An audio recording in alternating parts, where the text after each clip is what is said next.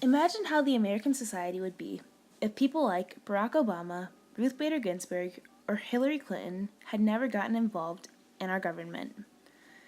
This is how our society could be if Shirley Chisholm had not been brave enough to get involved in the government when she did. Shirley Anita Chisholm was born on November 30th, 1924, in Brooklyn, New York. Growing up, Shirley spent 7 years in Barbados, where she lived with her grandmother and learned from a British curriculum. Returning to Brooklyn in 1934, Chisholm started school, where she did well in all her classes. Thanks to her good grades, Shirley was offered scholarships to both Vassar College and Oberlin College.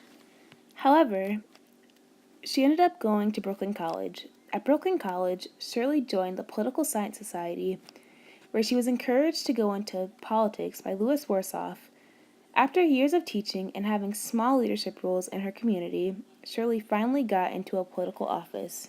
In September of 1964, Shirley was elected into the New York State Assembly.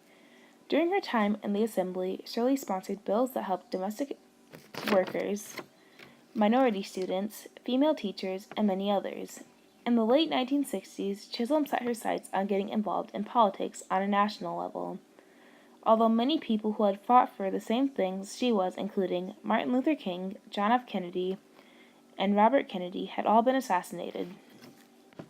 Thanks to her courage and determination, on November 5th, 1968, Shirley Chisholm was elected into the U.S. Congress, making her the first African American to do so in American history. While Chisholm was in Congress, she made the bold move of making all the people who worked for her in her office women. During her time in Congress, Shirley faced many challenges because of things like her race, gender, and viewpoint on things. This could be seen as she fought for but failed at getting the Equal Rights Amendment passed, and also when she was looked down on for not supporting the military during the Vietnam War. However, Chisholm did have some triumphs. As more black politicians came to power, and people began to suggest that she run for president thanks to her successfully driving some of the fear away from African Americans and women who hoped to get more involved in American politics and government.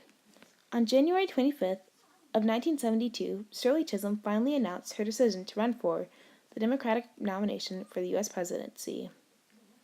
Although Chisholm was unsuccessful when it came to winning the Democratic nominee, she fought until the convention, even though her campaign began to fall apart long before.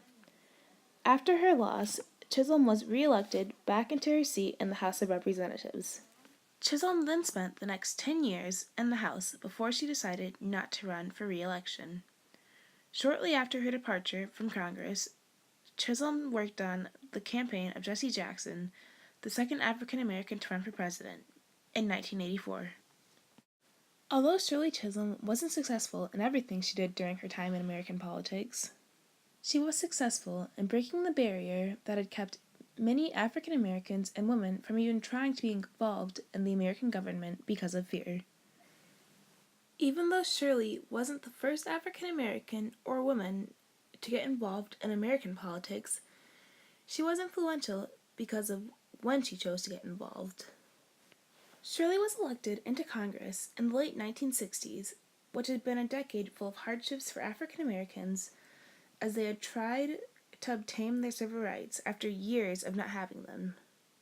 Shirley also chose to get involved in American politics, even though most evidence from the past had showed that most African Americans were poorly treated or even killed because of doing so.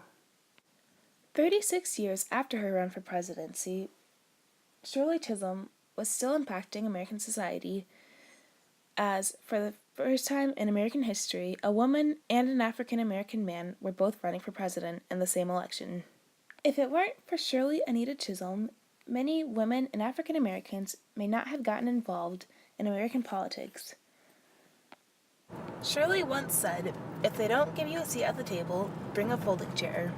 In a way, Shirley did this not only for herself, but for every woman and African American who came behind her in American politics.